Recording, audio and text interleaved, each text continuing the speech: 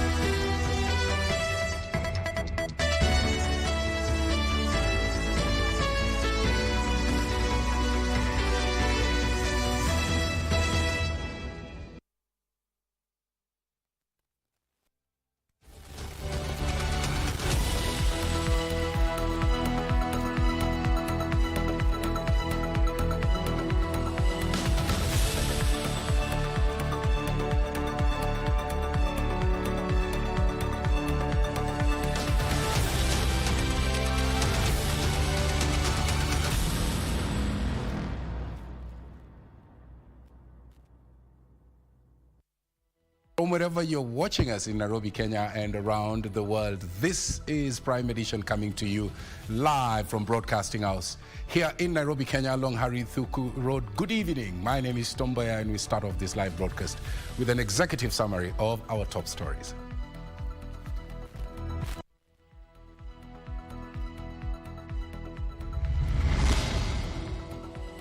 Exit floods, enter drought. Weatherman warns of looming severe spell of drought in the country. How much are counties worth? The Senate and the National Assembly differ over the amount of money to be allocated to the counties. Miraa na Mugoka ni vileo kulingana na ripoti ya Nakada. Kwa sababu Nakada si shirika la kibinafsi. Nakada ni shirika la serikali na wamesema wao kwamba hii ni vileo ambavyo havistahili kuuzwa na kuwapa watu. Miraa Free Region MPs from the coast root for a total ban on cut in all the coastal counties.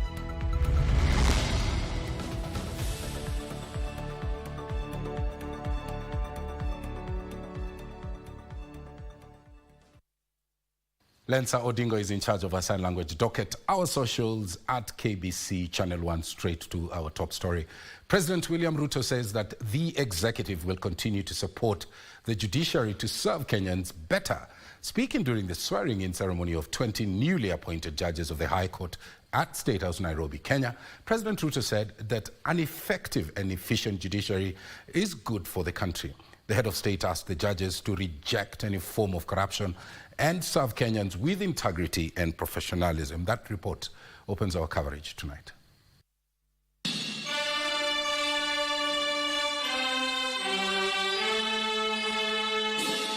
At State House, Nairobi, the new Chief Registrar of the Judiciary, Winfrida Mokaya, had a first major assignment swearing in the newly appointed judges. I, Moses Ado Otieno, Judge of the High Court, do swear in the name of the Almighty God. President William Ruto hailed the establishment of small claims court across the country, saying it has brought justice closer to the people and expedited cases. As the executive, we have a strong interest in an effective and efficient judiciary because our nation's economy and security and the people's rights and freedom depend on it.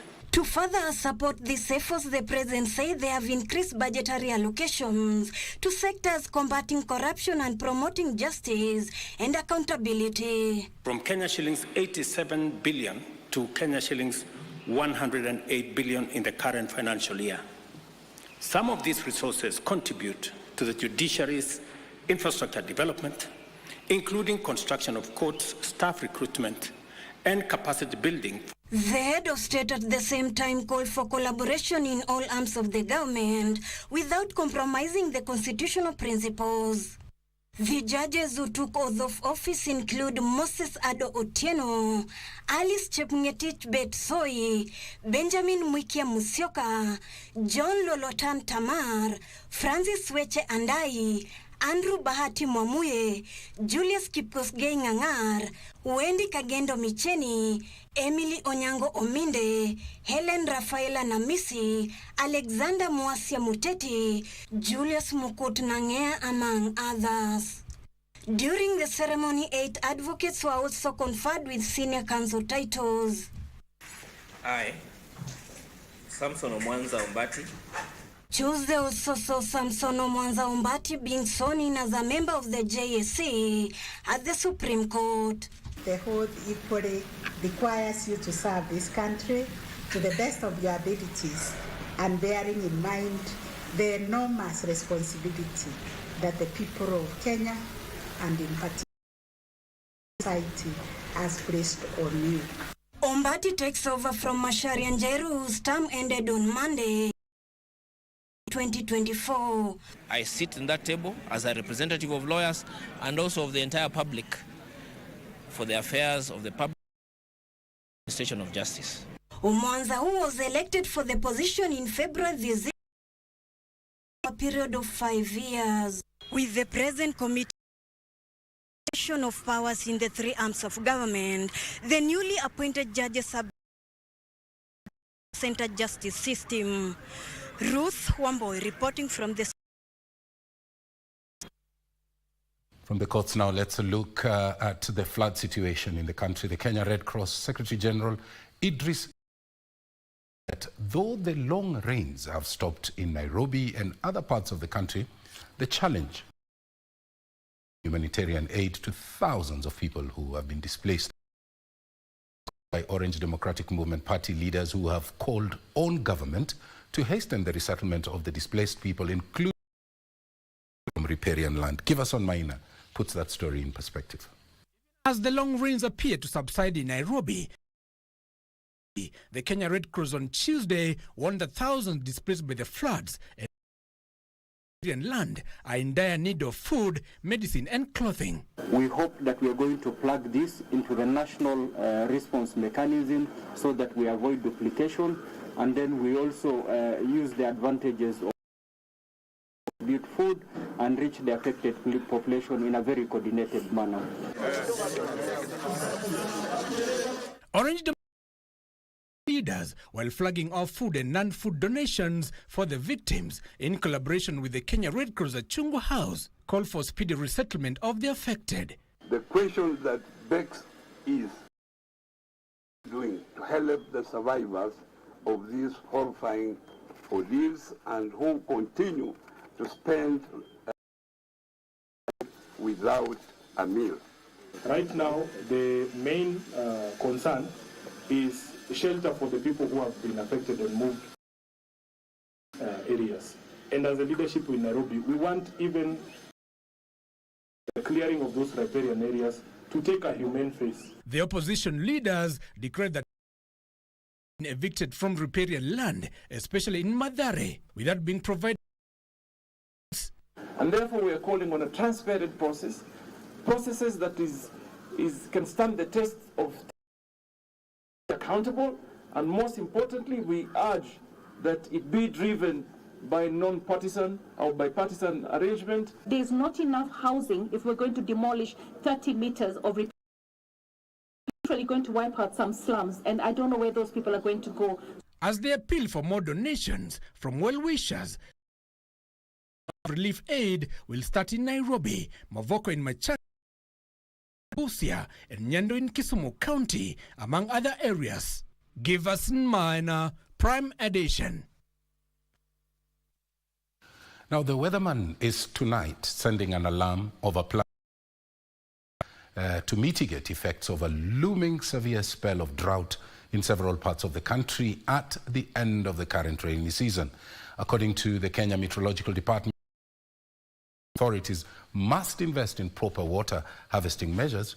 Why? To cushion Kenyans against water scarcity during the forthcoming dry spell. As the heavy rainfall that has wreaked havoc in the country subsides, someone is cautioning Kenyans to brace for a long dry spell. We might be staring at a drought. So the easiest thing we should look, and that's why we look at whatever a citizen has, how you can invest next season, because there is a likelihood that you might not happen. The Judicial Department is emphasizing the need to put in place, especially in arid and semi-arid counties that are susceptible to water scarcity. From there, make a decision. You are agricultural extension officer, so that you get the right variety of or type and variety of the crop you are supposed to. This even as several non-governmental organizations outline to prevent livestock deaths during drought. You know that now it's assist you in early warning systems. If you grade your livestock from grade 1, grade 2, if it reaches grade 4, it's a machine.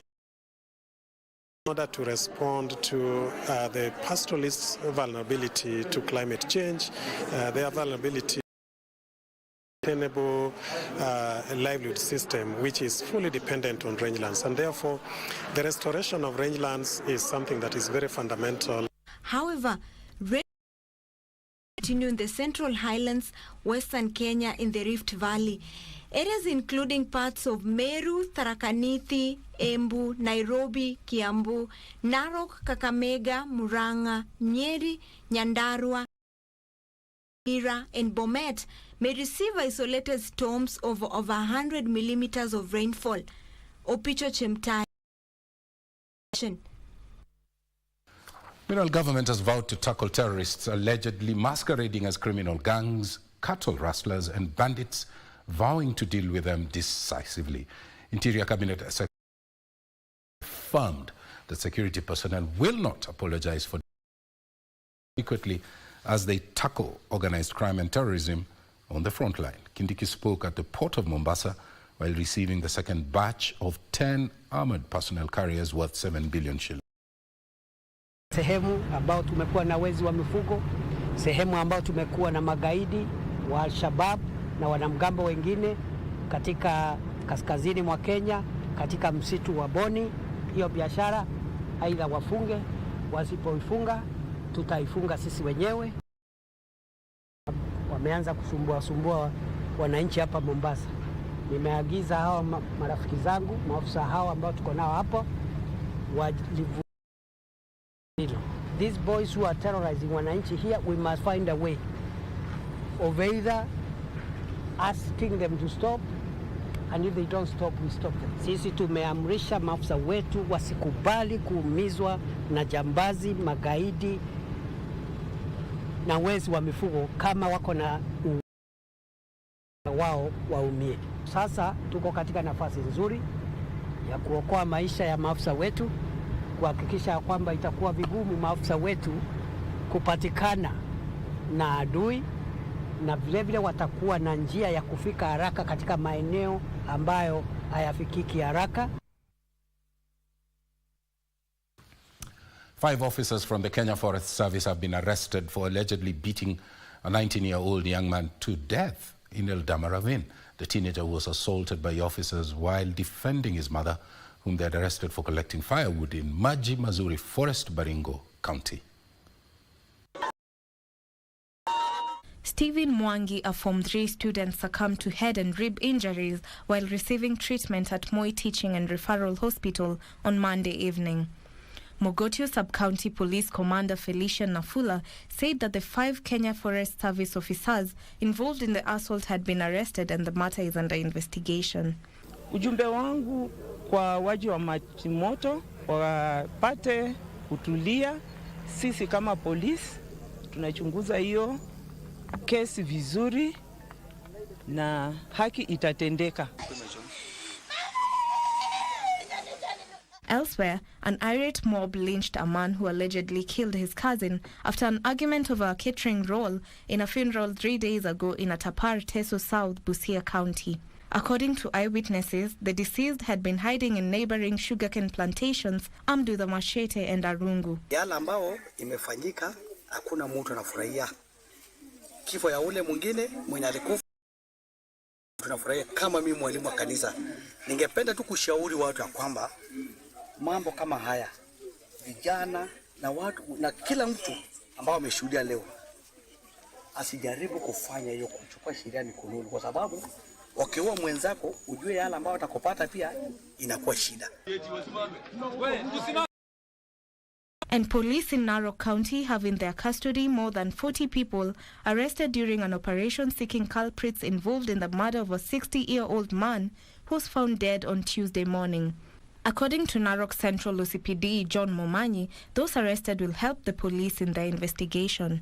Jambo kama hili linapotokea, ni kila ambacho ninaomba wananchi wetu watukufu watupatie habari ambayo itatusaidia katika uchunguzi wetu.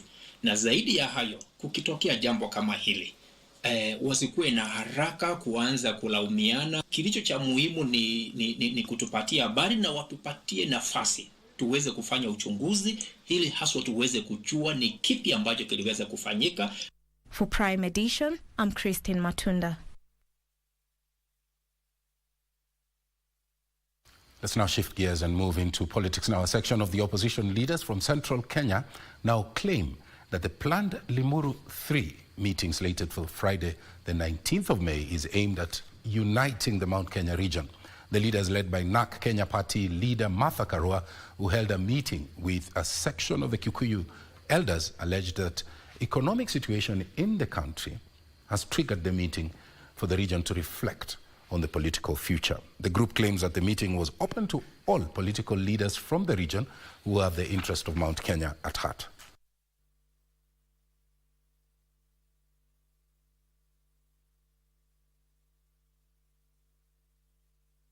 We've talked about leadership generally. We did not give any exception. That is the answer to that. Whether we expect that there will be any people, any disruptors, we have just given a caution generally. According to the Constitution of Kenya, we are guaranteed the right of association, and we can associate in any manner that we want. And we are claiming that right now. Our community has a right to determine and to say how they want to be governed. And in Limuru 3, we are going exactly to say how we want to be governed. Now, the Council of Governors and the striking clinical officers have failed to agree on a workable solution to the ongoing industrial strife. The two parties held a consultative meeting Tuesday in which the clinicians said that most of the issues raised were not adequately addressed. As Kasi Chana Masha reports, the clinical officers are now banking on the intervention of national government.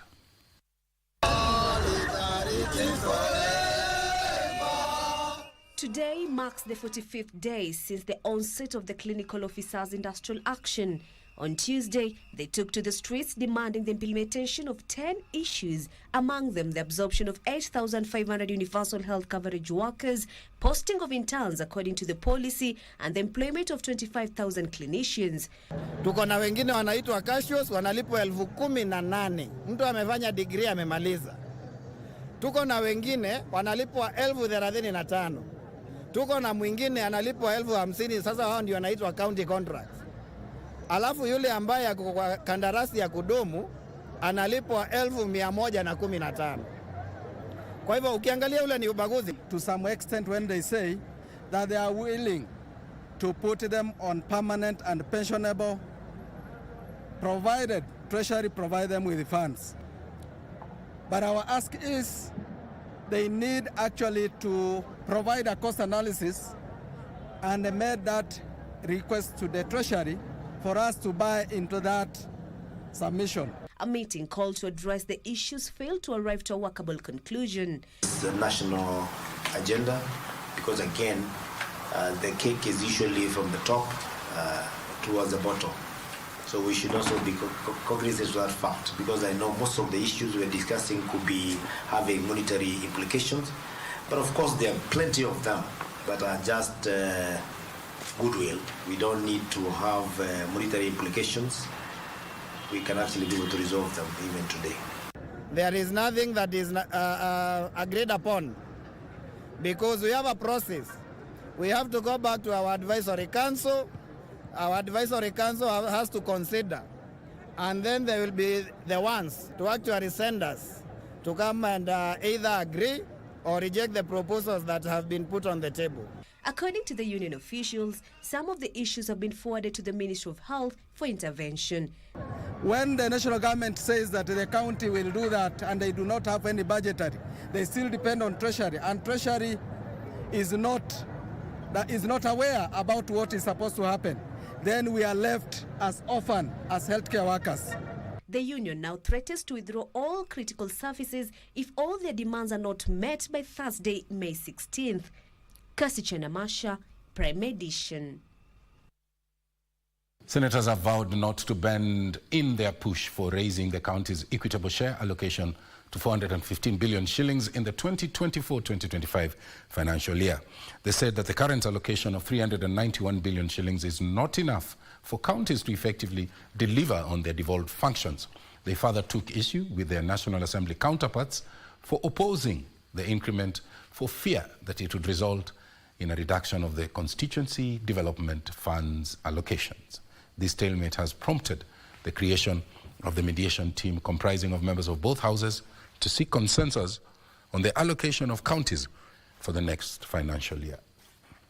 Counties get 395 billion. What 391 billion? How much had they gotten last year? They had gotten 385 billion, an addition of just 6 billion. What is the growth in the national budget? If the growth in the national budget is over 400 billion, how do you send 6 billion to the counties, Honorable Speaker?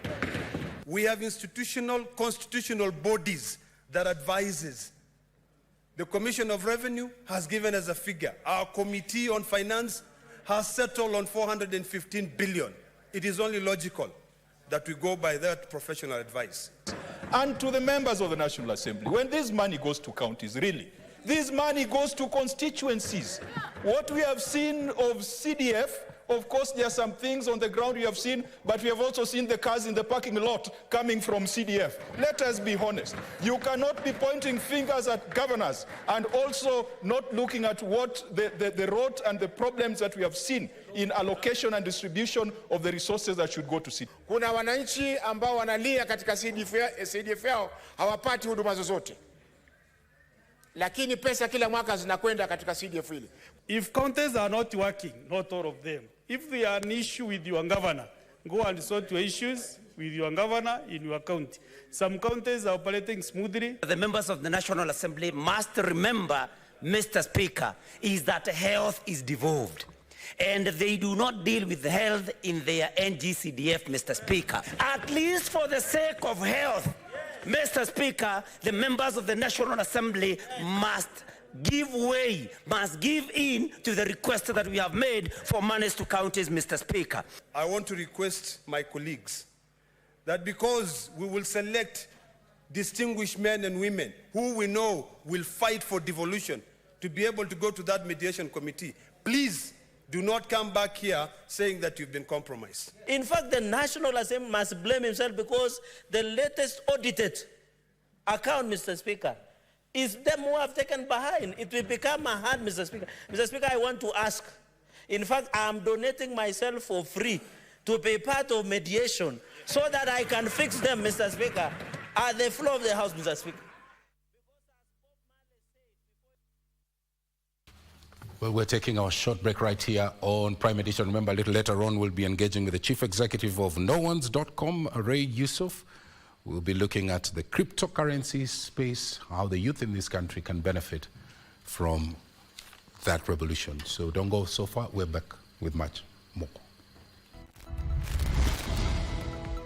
Pump prices dropped by 1 shilling in the latest Energy and Petroleum Regulatory Authority review. Tennis sensation Angela Okutoi wins the Sports Personality of the Month, the 4th time.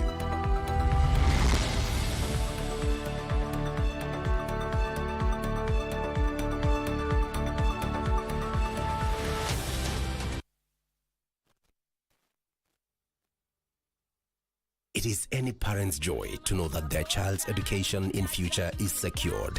Education costs are increasingly expensive, while the future is filled with uncertainties. Take an education insurance policy today to assure your child's education in future. In case of death or permanent disability, your child's education policy remains valid. No further premiums are payable, and your child's education is assured. Read and understand the terms and conditions of your policy. This message is brought to you by the Insurance Regulatory Authority, IRA, Bima Bora kwa Taifa.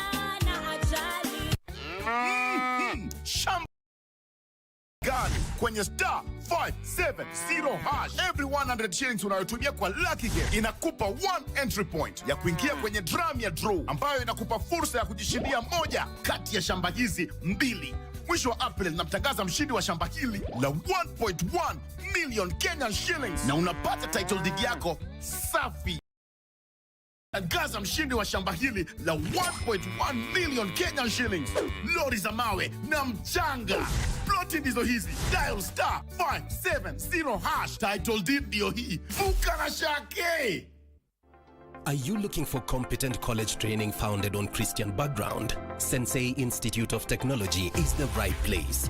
Welcome to the home of great practical skills where learning is hands-on, the CBC way, and everyone has potential.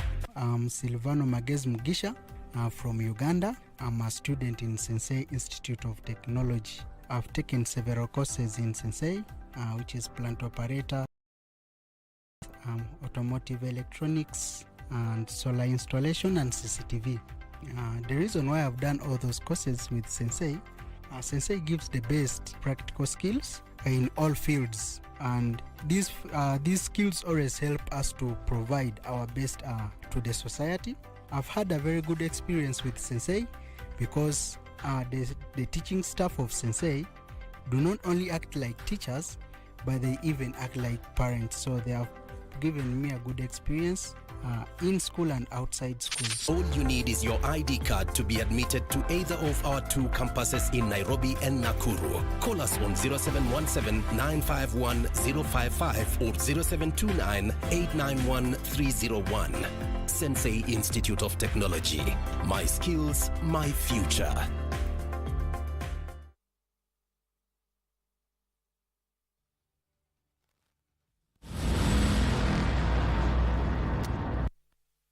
Welcome back. Our socials at KBC Channel.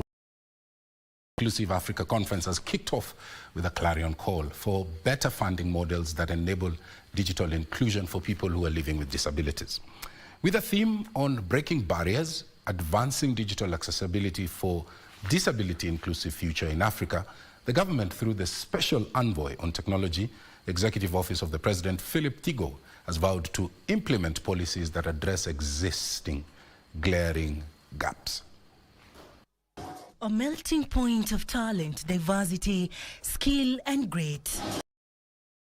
This Voices of Africa in the 5th Inclusive Africa Conference enable powering potential embodies. The music blaring off as the conference kicks off is played by an extraordinary DJ, DJ Wiwa. Diagnosed with cerebral palsy, DJ Wiwa, whose real name is Winfred Wanjiku Moshiri, uses her legs on the decks. This is a result of digital inclusion for persons living. She's DJ Wiwa, Queen of the Decks.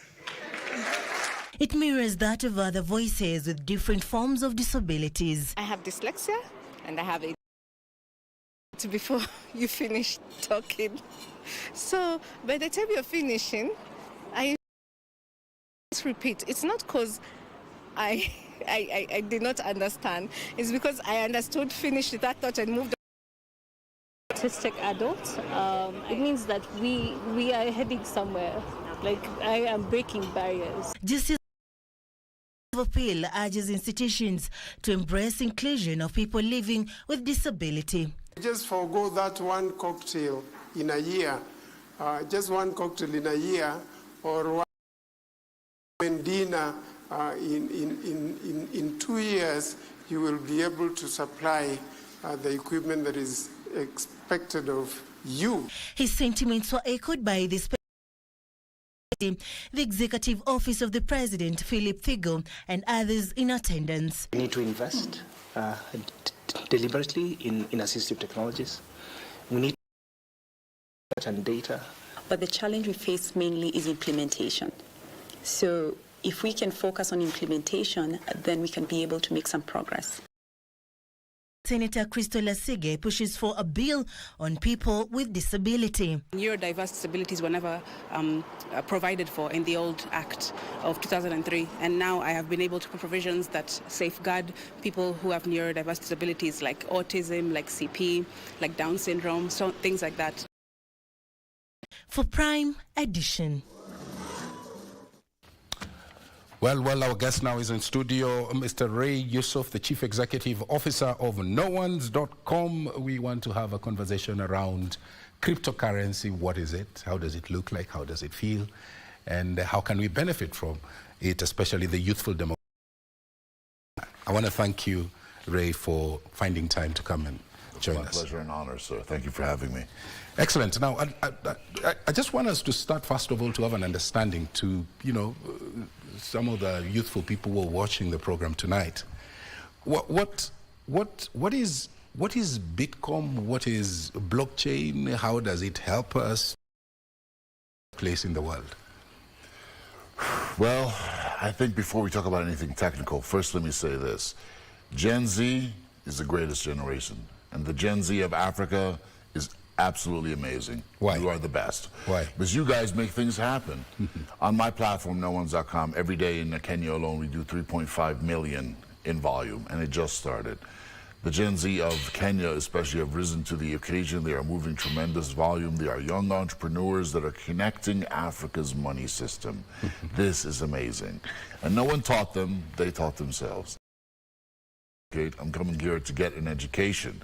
And cryptocurrency, Bitcoin, these things are just tools. Yeah. To allow Africans to trade with other Africans. That's all we need to do to create wealth. Yeah. But before we continue, I just want to put one thing out there. Yeah. This is important. Proceed, yeah. My parents left Egypt when I was 2 years old to go to New York. They left paradise, went to cold New York to basically work as a slave and make a better life for me and my family. Now I'm back here, and there's a reason for that. America is no longer the land of limitless opportunity. It never really was. The land of limitless opportunity is right here in Africa. We do not have to leave this place. This is where we're going to make our stand, and this is the place where all the money is. Because guess what? All those CEOs and venture capitalists, they're not looking at America anymore. They're looking right here. The continent of Africa. Yes. So tell me, if you reflect back a little bit, when internet came, there was a bit of doubt. People were not sure. And then, of course, others were busy making money, on those mobile platforms, etc. So tell us, because you speak about money and venture capitalism, tell us about the premium returns on investments around Bitcoin, which you are involved with? I got into Bitcoin in 2011, so I did pretty well. But guess what? Where Bitcoin was in 2011, opportunity-wise, ROI-wise, is where peer-to-peer is right now. It is absolutely fresh, and buying something and holding it and hoping to get rich in a couple of years. It's about cash flow. It's about making money to move around to solve real problems that honest business people have. Like, for example, African merchants, they buy stuff from China and they sell it here. That's how they do their business. But they can't make payments to Chinese banks.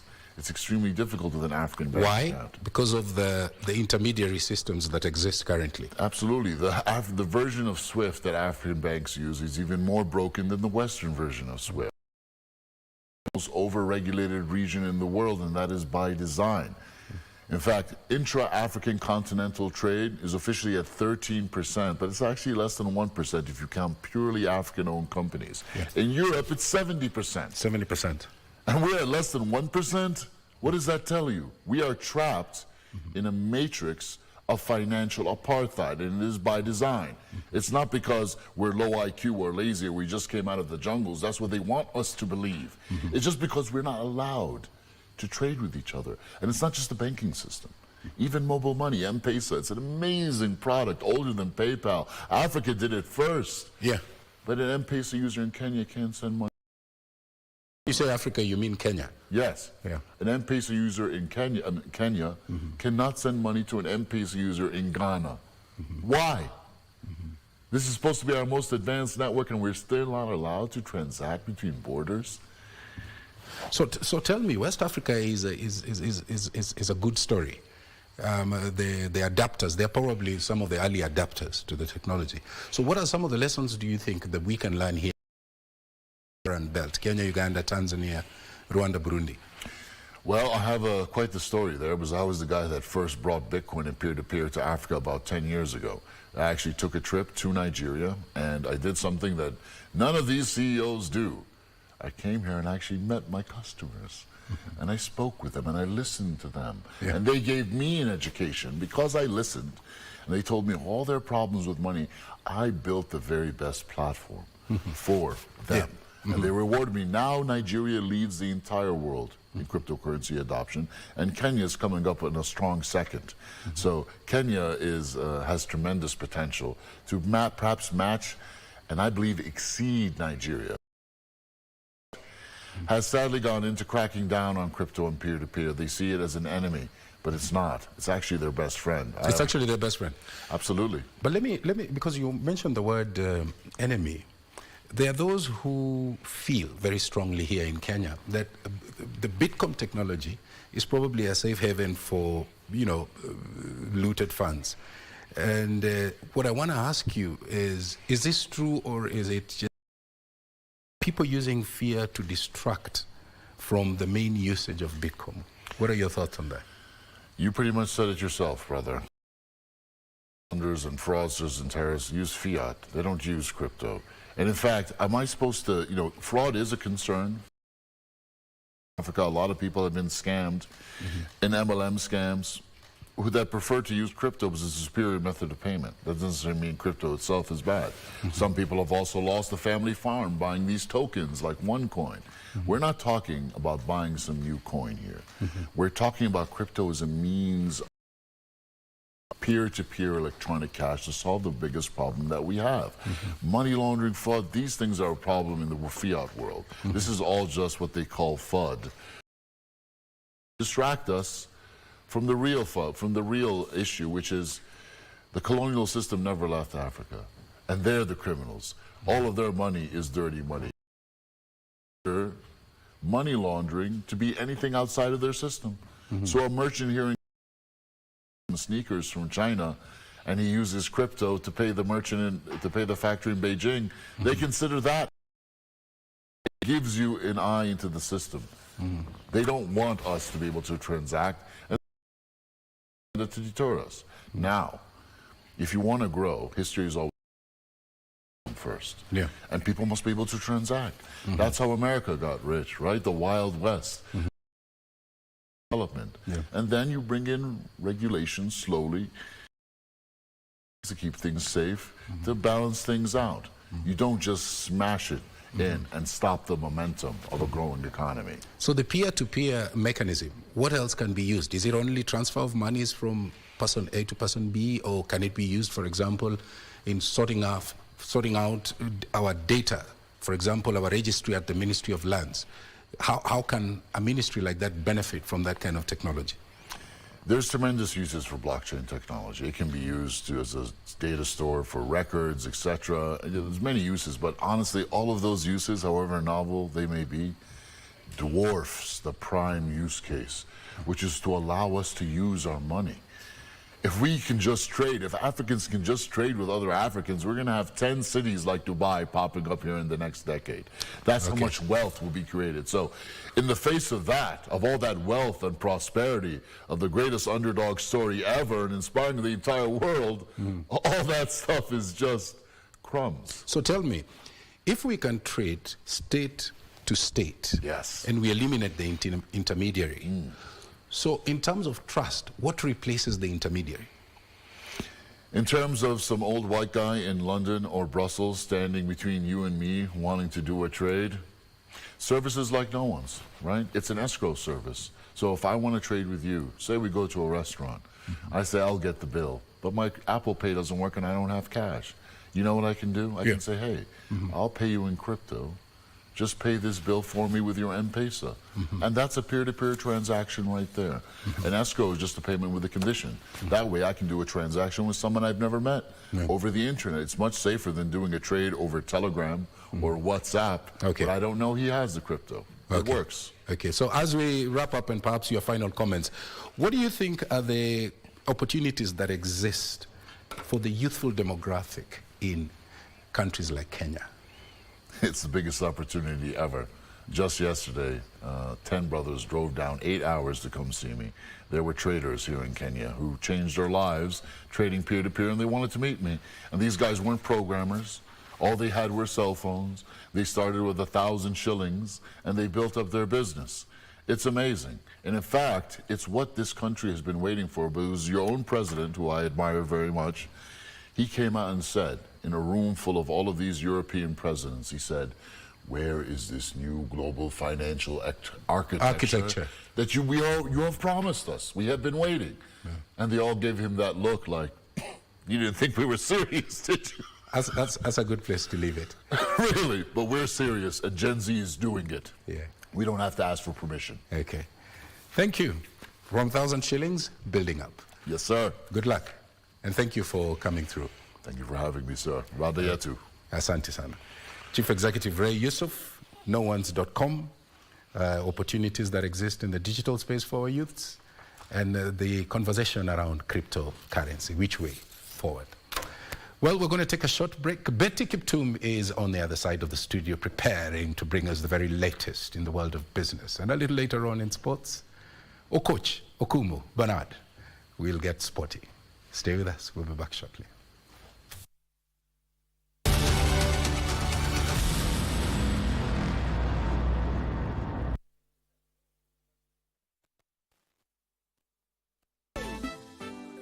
Good afternoon, ladies and gentlemen.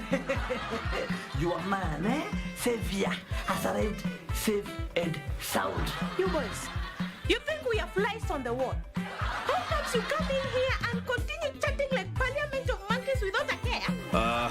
Now, I know what you're all already thinking, but I am totally sane, and this is just temporary. Mwalimu, are you living in the streets too?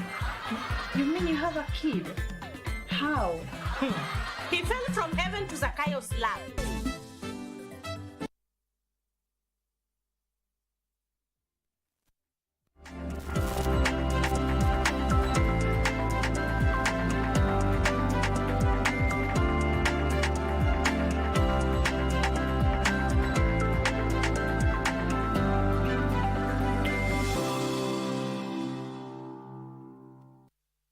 A very good evening to you. Thank you for keeping it Prime Edition. Time for the latest in the world of business. I am Betty Kiptum. You will pay less for fuel over the next 1 month after the government tapped the price stabilization kitty to reduce pump prices. From midnight, a litre of super petrol reduces by 1 shilling, diesel by 1 shilling and 20 cents, while kerosene is cheaper by 1 shilling and 30 cents. At the stroke of midnight, Kenyans will enjoy lower fuel prices after the Energy and Petroleum Regulatory Authority reduced the retail prices of petroleum products. Data from the Energy and Petroleum Regulatory Authority indicates that the landed cost of super petrol rose by 3.82%, while kerosene was up by 50 basis points. Diesel, on the other hand, was lower by 46 basis points. In addition, the shilling weakened from 133 shillings and 54 cents to the dollar in March to 134 shillings and 43 cents. This would have propelled an increase in pump prices, especially super petrol and kerosene, but the Energy and Petroleum Regulatory Authority opted to tap the fuel price stabilization kitty for super petrol at 3 shillings and 27 cents per litre and 4 shillings and 73 cents per litre for kerosene to effect an overall pump price reduction over the next 1 month effective midnight. This means a litre of super petrol decreases by 1 shilling, diesel is cheaper by 1 shilling and 20 cents, while kerosene reduces by 1 shilling and 30 cents. Regina Manyara reporting for Prime Edition. And the banking sector remained the backbone of the credit industry in Kenya, accounting for 96% of the market with 27 million active accounts. However, the microfinance sector, fintech and SACCOs have been growing fast to close the gap. According to the TransUnion Kenya Credit Industry Insights report for Q1 of 2024, millennials accounted for 51% of the principal amount of mobile loans in the period. According to the TransUnion Kenya Credit Industry Insights report for Q1 of 2024, this contraction mirrors the cautious stance of consumers amidst a fluctuating economic environment. Mobile overdraft facilities are now, from a volume perspective, taking the lead in terms of our credit facility. TransUnion observed a 16% reduction from the previous quarter's 8 billion shillings in the value of new loans. As a lender, then you have to make sure that your process in that application and the entire journey is frictionless, it's very efficient. Despite this, the average quarterly limit edged up 2% from Kenyan shillings to 745 Kenyan. It's a critical tool for all the players in the industry to drive what do we need to do differently.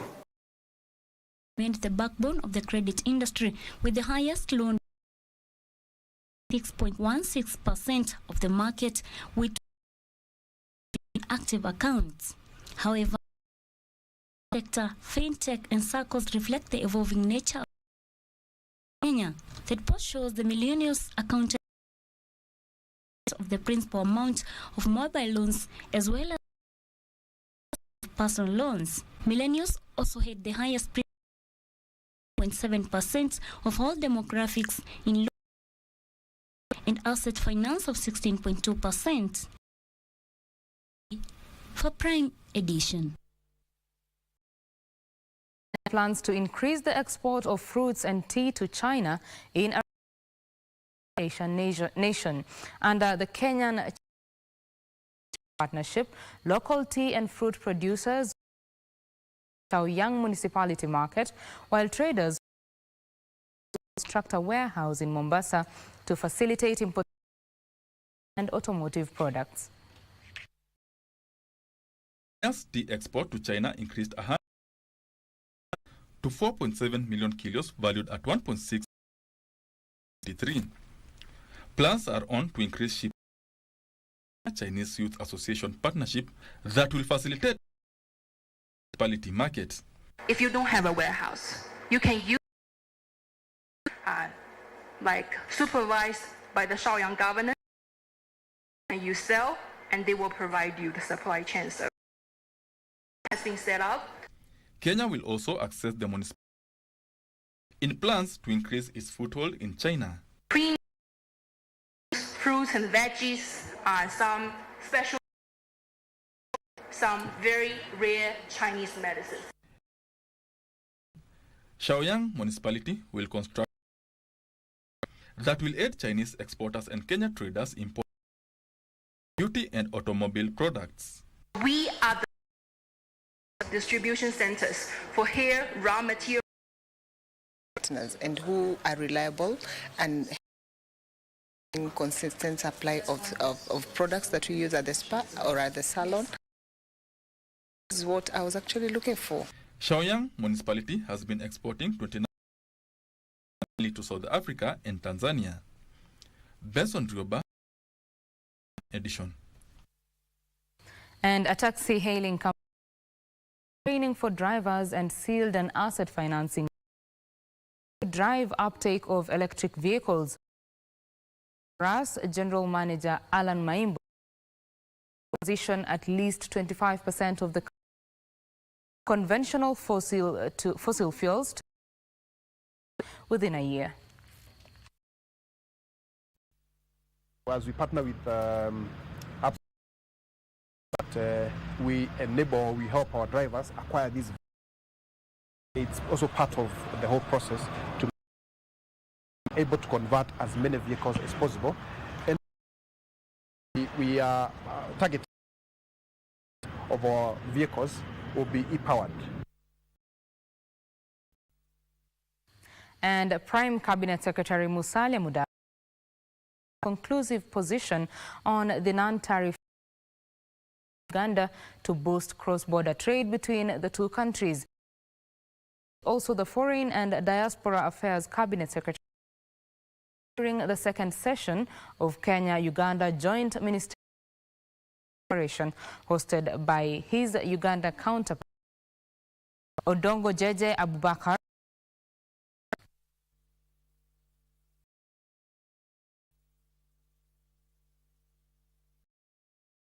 Our meeting today, the commitment of to further strengthen partnership and promote cooperation of mutual interest. To continue to ensure that our political, economic cooperation is deepened to achieve growth. It is that the issues on non-tariff barriers continued to hamper cross-border trade. Countries are further discussed at length. The position reached to enable the augmentation of trade.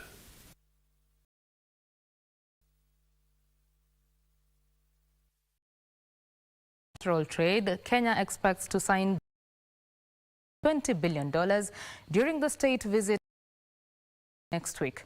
Trade and Investment Cabinet Secretary, the delegation will leverage the visit and services as well as pitch investment opportunities. Trade between Kenya and the States over the years from $1.1 to $1.49 billion as of 2020 by economic and trade relations. That years, the planned state visit to United States is expected to bolster the U.S. in a number of areas. We can exchange views on business with them, what technology we can borrow from, capacity to produce and package more. We also have a conversation. It's a very important element. We expect to have a conversation around green investments. At least 35 Kenyan exhibitors in tourism, healthcare, textile and apparel showcase Kenyan goods and services with a view of promoting locally, elevate the profile of Kenya as an attractive investment destination. We have worth billions and billions of US dollars Kenyans to put our best foot forward. We are actually attracting new investment from the US, boost our economy, and propel both nations to a prosperous future. Trade talks between Kenya and the US on an investment partnership are 70% complete, expected to be concluded by November this year. Other chapters that are midway, we have a timetable in the shortest time possible. And a labor chapter, we are looking at MSP, at agriculture. The president to steer a US high-level business forum that will clinics, panel discussions on Kenya's investments for the future. Between Kenya and the United States of the US, President William Ruto's state, the much-awaited conclusion of the strategic partnership, together with the renewal of the African growth and opportunity, expected to narrow the trade deficit between Kenya and the US. For Prime Edition. Global business process outsourcing space are targeting Kenya for its young skilled international clients, while at the same time and digital skills development. CCI Kenya believes such companies' business models contribute to development and in the long run set new.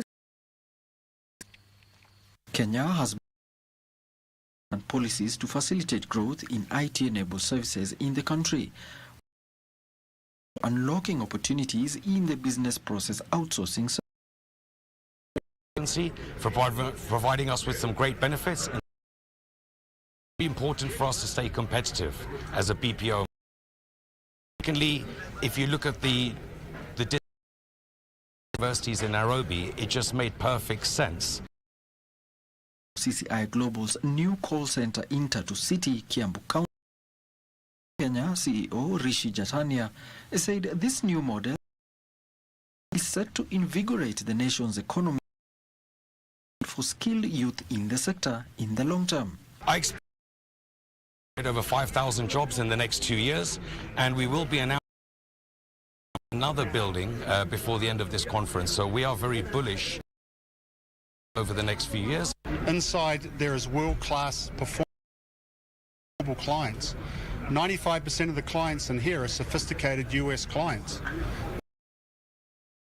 And tens of thousands of Kenyan workers because they're the best.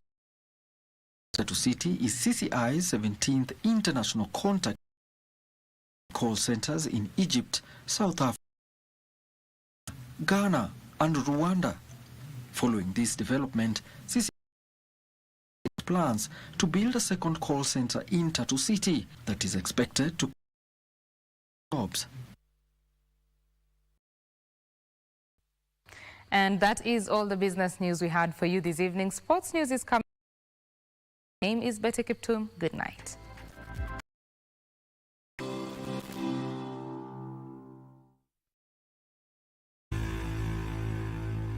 Sports news is that bit.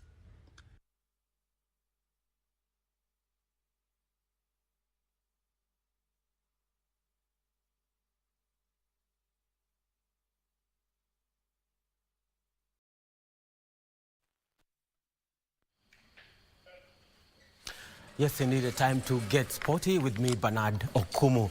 Tennis sensation Angelo Kutoi became the first player to win the SJAC Sports Personality of the Month award 4 times when she was recognized in today's awards alongside Shujaa speedster Patrick Odongo, Sirikwa cross-country champion Immaculate Anyango, and London Marathon champion Peres Jepchirchir. Meanwhile, LG of SJAC Sports Personality of the Month award for 1 more year, starting January to December 2024, setting aside 3.5 million shillings for the awards. Where we are as the sevens team. Kenya Rugby Sevens team winger Patrick Odongo was recognized for his January performance in Shujaa's opening leg of the Challenger Series in Dubai. He bagged the award ahead of Kenya Pipeline volleyball team attacker Pamela Odhiambo, footballers El Capaito and Tito Kelo, and hockey player Bathel Masambu, among others. Immaculate Anyango beat a star-studded field to win the Sirikwa Classic Cross Country in Eldoret. Her exploits under the February award ahead of rally driver Saman Vora and junior athlete Gideon Chepngetich. I didn't expect this one, but nashukuru sana. I'm really happy and namuendelee tu kutusupport TV.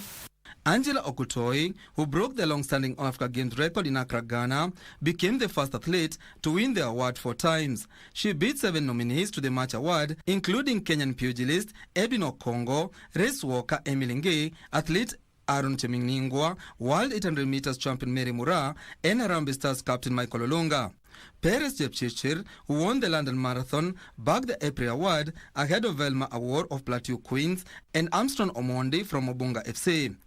This is my second time to receive award, and I know April it was not easy because many athletes do good, but I thank the community of LG for choosing me to be the winner.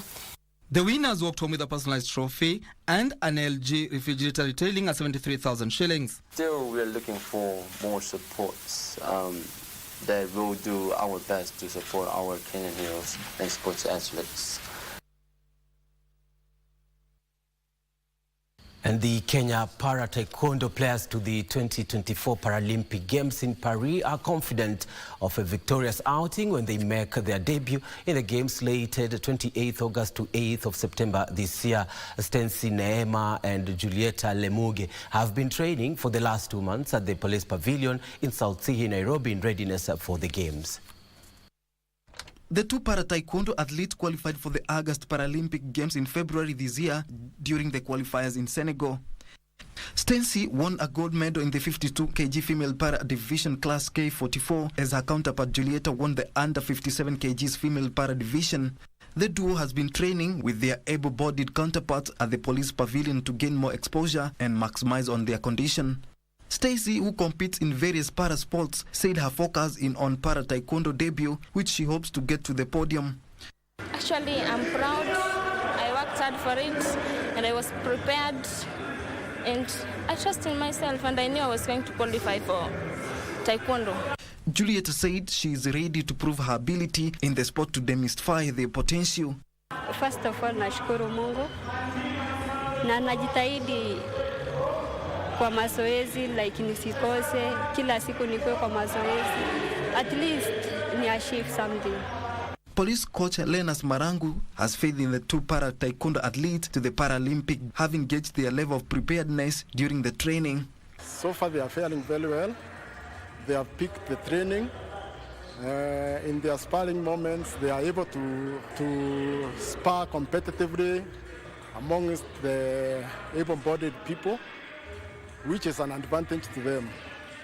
On their side as para, they are far much ahead comparing to many other sports where you see a Paralympic is only exposed to Paralympians and not able-bodied. So competing with the able-bodied, it's an extra advantage, it's an added advantage to their performance. Stacy and Julieta are the only qualified athletes for the Paralympics from sub-Saharan Africa.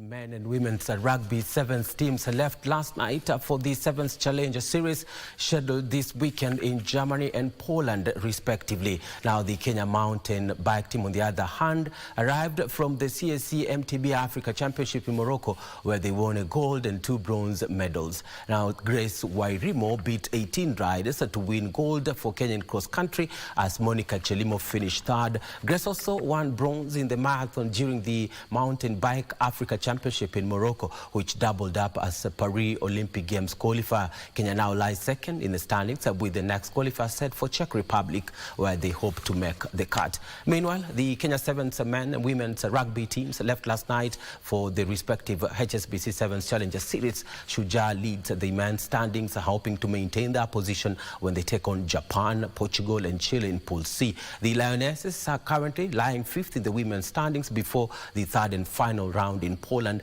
where they aim for a win to finish inside the top 4. They will open the tournament against hosts Poland before they take on Belgium and Mexico in Pool C on Saturday.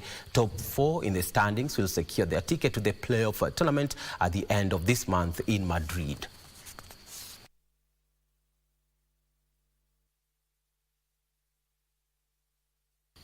And further afield, the Oklahoma City Thunder beat the Dallas Mavericks 100-96 to level their Western Conference semi-final series at 2-2.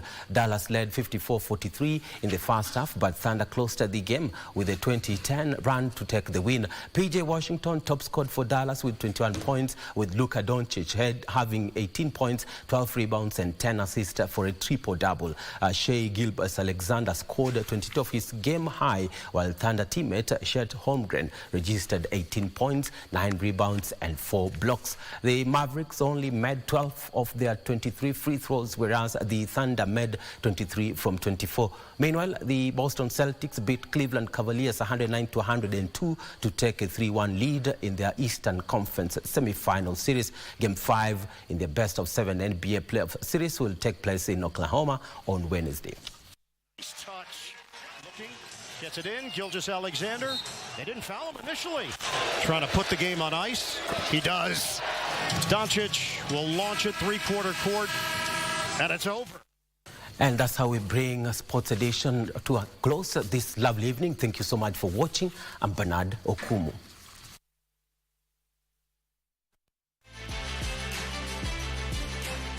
Sports News was brought to you by Mozart Bet. You can lift the plane.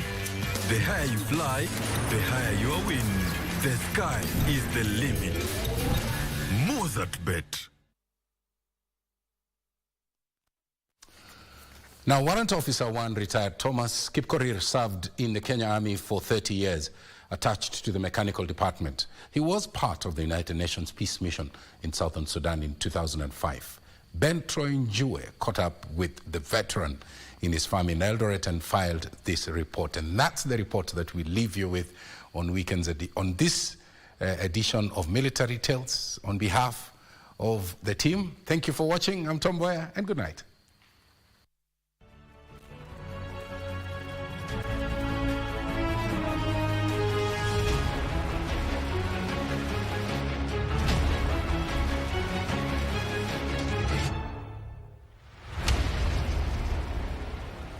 Yeah, ndio tunafika. Sawa. We are here in Keses, actually from Eldoret to Keses, to meet one military veteran by the name of Thomas Kipkorir. Thomas Kipkorir served the Kenya Army for over 30 years. And I was on phone with him a moment ago, and he tells me that he is in his farm planting maize. So we are going to be helping him plant maize and file his story. Let's go. Tunaingilia pale. We meet one Kenya Army veteran, Thomas Kipkorir, at his expansive farm in Eldoret, going about his duties of planting maize and tree seedlings.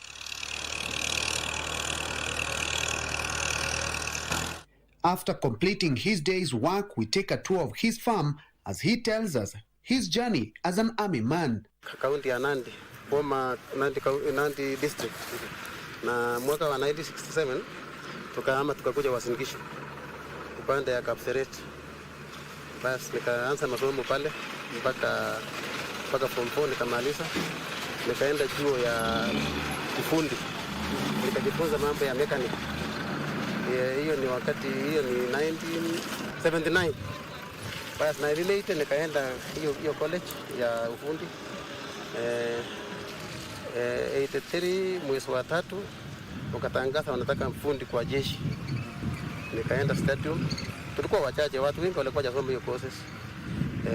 Nikachukuliwa tarehe 24 mwezi wa 3 1983. Basi kumaliza training yangu hapa RTS, nikaenda Kahawa Garrison. Tukaingia masomo mengine ya kijeshi sasa. Baada ya hapo nikatoka nikakuja Nakuru Lanet.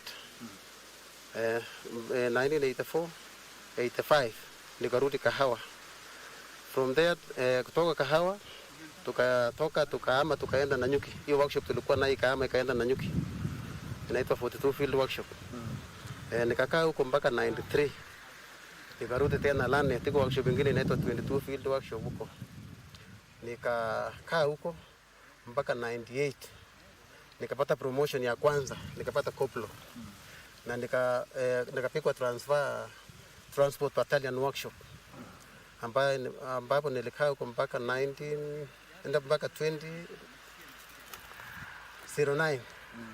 Nikatoka pale nikapewa promotion tena ya sergeant. Na nikapikwa transfer Isiolo 78 battalion.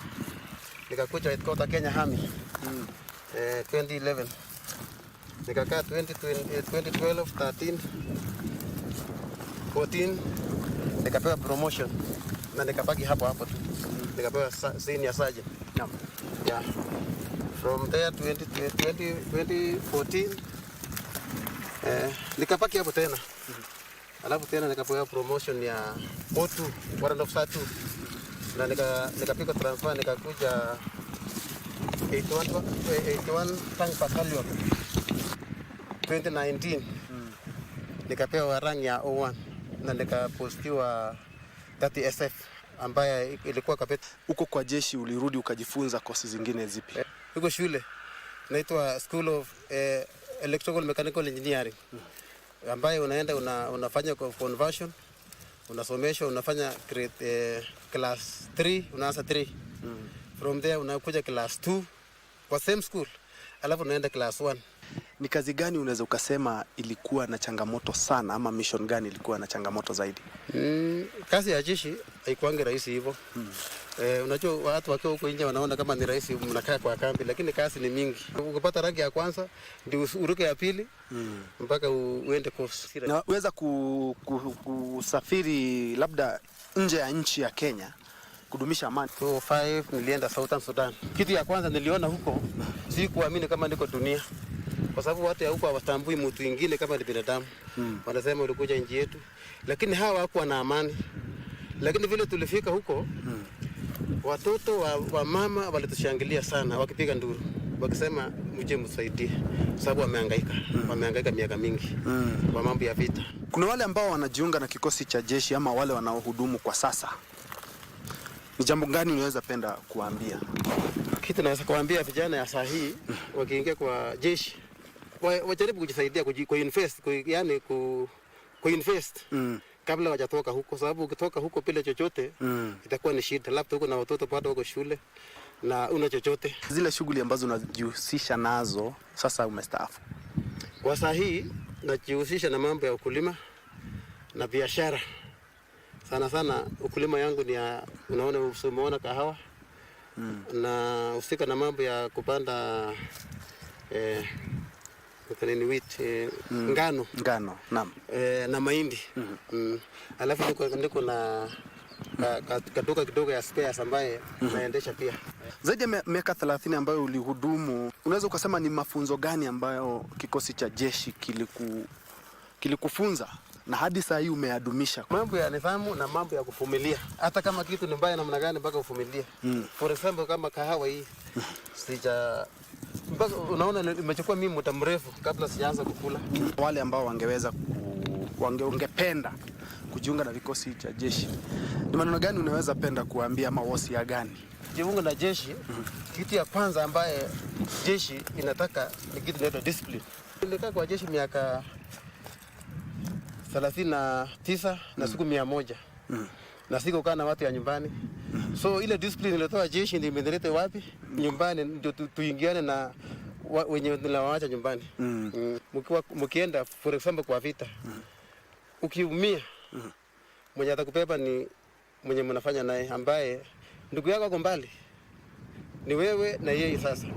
Wakenya wengi tunajua sisi tuna amani, lakini tumezingirwa na mataifa ambayo yana vita kama South Sudan, Somalia. Ni jambo gani unaweza penda kuambia Wakenya kuhusu amani? Kitu ya kwanza ningesema, unajua hizi nchi imetuzunguka Somalia, imechangia insecurity nchi yetu. Kwa sababu hawa bunduki inatembea kiolela, si kama Kenya ambaye iko na discipline ya kubeba bunduki. For example, hapa inapiganwa. Ukijaribu kukimbia mbele unaenda unakuta watu wanakimbia, utakimbia mpaka wapi? Kitu ya maana ni amani, ndio tupate kuishi na kufanya kazi zetu. Naam. Na una familia na labda kuna watoto wako ambao waliamua pia wenyewe wajiunga na vikosi ya jeshi? Niko na familia ya watoto ya bibi na watoto 4. Na hakuna mmoja ameingia kwa jeshi. Naam. Ile wakati ambao hujihusishi na ukulima ambao tunauona hapa, ni mambo gani unapenda kufanya? Kutulia, kurelax? Wakati ukulima iko chini kidogo, mimi niko kwa duka. Nimekuambia niko na auto spare. Sipendi mambo ya mpira sana, lakini wakaseti na TV napenda, lakini si vipindi mingi. Sunday siku ya kwenda kanisa. Na pia nimeona wanajeshi wengi ambao walistaafu wanajihusisha na mambo mengi sana ya community. Je, unajihusisha na mambo yote ya community kwa kanisa? Mimi ni chairman ya kanisa ambaye mimi nashiriki. His message to Kenyans. Naweza kuambia raia hivi, kama wewe si mwanasiasa, wajana na siasa. Fanya kazi zako. Mtu asikwambie enda barabara ufunga barabara. Hakuna kazi utapata, lakini baadaye ukienda kukaa chini unaanza kushare madaraka, wewe uko nyumbani na umeumia. He then plants a few more tree seedlings before we visited his shop and homestead where he keeps dairy cows. As we leave Kapseret, one can't help but notice the discipline these veterans have for the conservation of natural resources and the environment. For Military Tales, I'm Ben Troy Njue.